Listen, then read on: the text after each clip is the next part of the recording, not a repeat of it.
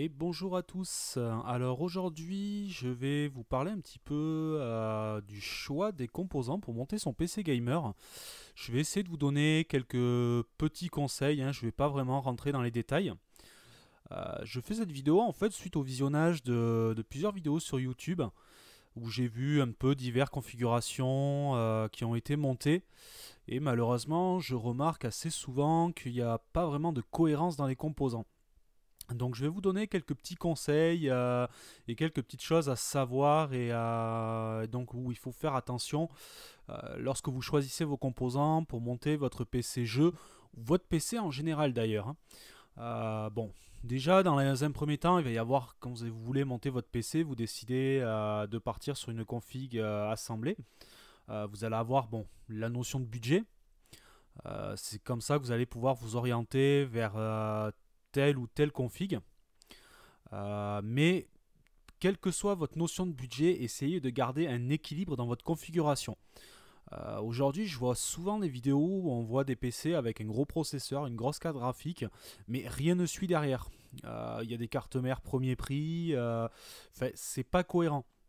Il faut savoir qu'aujourd'hui, la plus grosse base de votre PC, ça va être votre carte mère. C'est elle qui va permettre de relier tous les composants entre eux. Vous pouvez avoir un super processeur, une super carte graphique. Si vous avez une carte mère qui ne tient pas la route, vous aurez des performances médiocres. Et c'est bien dommage parce que vous allez tout simplement ralentir votre super processeur que vous venez d'acheter. Pareil pour votre carte graphique. Et vous risquez en plus d'avoir divers plantages. Donc voilà. Ne négligez pas la carte mère, essayez toujours de partir dans des cartes mères si vous voulez du PC gamer. Vous avez des cartes mères qui sont dédiées jeux.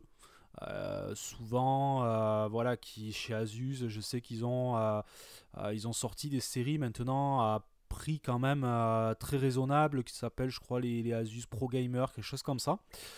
Qui sont des cartes mères qui sont, on va dire, entre guillemets, faites pour, qui vont pouvoir optimiser vos composants. Après ça, vous allez pouvoir faire le choix de votre processeur en faisant bien attention de faire concorder les deux sockets. Donc le socket, c'est quoi? C'est tout simplement la connectique en fait du processeur. Donc de bien vérifier que votre carte mère va bien accepter votre nouveau processeur. Et vous pourrez en fait ensuite faire le reste de votre configuration. Toujours en respectant les compatibilités. Une autre chose qui est bien à voir, c'est de regarder la cohérence entre vos FSB, vos fréquences de bus.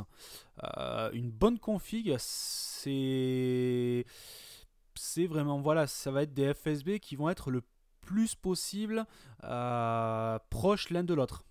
Le top étant d'avoir tous les FSB identiques sur votre PC, ce qui est un petit peu difficile aujourd'hui. C'était plus simple avant, on avait quand même des FSB qui sur tous les composants se suivaient un petit peu. Aujourd'hui c'est un peu changé, mais plus vous allez les avoir identiques, meilleur sera optimisé votre config. Parce que si vous avez une fréquence de bus moins élevée sur votre RAM que sur votre processeur, bien sûr ça va faire un petit peu goulot d'étranglement, votre RAM va ralentir un petit peu. Donc le FSB est aussi assez important. Donc voilà, la carte mère et le FSB, ça c'est un peu de l'optimisation. Après, vous pouvez toujours bidouiller dans des bonnes cartes mères dans votre BIOS en faisant du léger overclocking par-ci par-là pour optimiser ça et faire une petite config aux petits oignons. L'autre chose qui n'est pas négligée non plus, ça va être l'alimentation. L'alimentation, malheureusement, encore une fois, ça fait partie des pièces souvent qui sont négligées. Il faut savoir que vos composants, pour qu'ils tournent comme il faut qu'ils soient bien alimentés.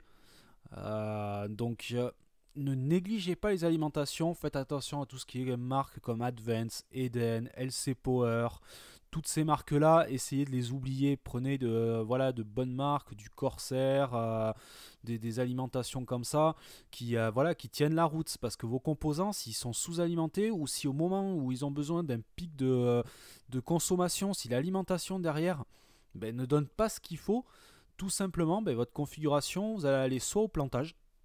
C'est ce qui arrive assez souvent avec des cartes graphiques où l'alimentation est un petit peu en dessous. Souvent, vous êtes en plein jeu et au moment d'un pic de puissance, vous avez vos FPS qui tombent, voire même carrément écran bleu, votre PC redémarre. Donc, l'alimentation est extrêmement importante. Après, plus ou moins, voilà. C'est un petit peu les conseils que je peux vous donner sur les points on va dire en général.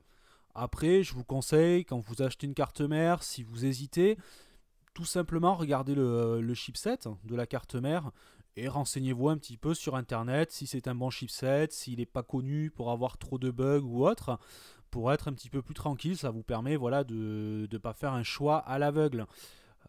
Après, bon, au niveau de la mémoire, plus ou moins aujourd'hui sur la DDR3, même la DDR4 qui arrive, il n'y a pas vraiment de particularité. Essayez quand même d'éviter les tout premiers prix en mémoire. Prenez de bonnes barrettes mémoire. Après, c'est à peu près tout. Si vous pouvez privilégier le SSD à la place d'un disque dur, le SSD c'est quand même apporte un gain qui est quand même pas négligeable, que ce soit au niveau je vais même pas dire au niveau consommation, parce que bon, sur une tour, c'est pas ce qu'on va aller regarder entre le disque dur et le SSD, mais vous allez avoir un gain en vitesse de lecture-écriture qui va être voilà, qui va être bien plus haut. Ça va être appréciable dans la navigation sur le PC, dans les jeux. Vous allez vraiment sentir la différence. Donc voilà. Donc c'est voilà un petit peu les points. C'est voilà que je vous conseille de faire attention, parce que c'est bien dommage de voir souvent des configurations qui sont montées sur des cartes mères bas de gamme. C'est vraiment dommage parce que le processeur du coup il tourne mal, n'est pas optimisé comme il faut. La carte graphique c'est pareil. En plus la carte mère, du coup derrière elle apprécie pas trop, donc vous allez avoir des surchauffes des chipsets, vous allez avoir une config bancale, alors que vous avez quand même mis une certaine somme. Donc c'est quand même pas négligeable. Euh, donc voilà, je pense que c'est à peu près tout dans les gros points qui sont à voir. Donc ça c'est un petit relevé que j'ai fait en regardant un petit peu des vidéos sur YouTube. C'est ce que je fais pas mal en ce moment, parce que j'essaie quand même de voir un peu ce qui se fait sur YouTube et essayer d'apporter un petit peu mon avis sur certaines choses. Je dis pas que c'est le meilleur, loin de là. Mais j'essaie voilà, de faire des petites vidéos qui pourraient des fois faire combler quelques petites choses qu'on voit pas forcément sur internet. Essayer d'apporter un peu ma vision sur certaines choses. Donc voilà, donc je résume: une bonne carte mère, si possible des FSB assez rapprochés. Essayez de pas en avoir un qui est beaucoup plus bas qu'un autre. Essayez toujours d'avoir tous les FSB supérieurs ou égal au processeur. Généralement c'est le processeur qui donne la cadence. Donc vérifiez bien partout. Donc voilà, la carte mère, les FSB et l'alimentation. Voilà, ne négligez pas l'alimentation. Je crois que c'est à peu près tout.